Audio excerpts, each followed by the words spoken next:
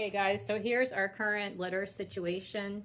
We are new to having cats, and so we have this open litter box and just this beach towel under it that is forever messy, and it gets worse than this after our rescue cat gets out of the litter box. There are pebbles everywhere. So we have a two-step plan. One is to replace this rug that I'm going to show you today with something better. And then next week we have a cat house coming that is actually enclosed because we can't take this anymore. But let's get the rug out and show you what it looks like. Okay guys, so this is the mat we got. This is 47 inches by 28 inches and it's in dark gray.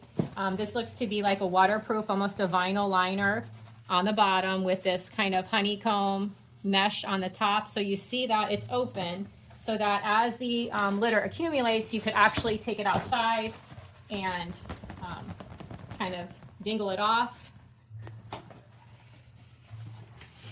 Some people use what's inside. I read the reviews again because they're just little bits, but and I also read that this takes a little bit for the creases to get out, but I'm really happy with the length of it and the width. I did get a smaller one and it just was too small. So for now, we're gonna use this open litter box kind of right here.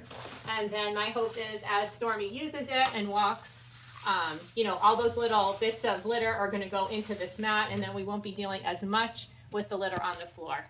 So I just wanted you to see the scale of it, and we're excited to use it.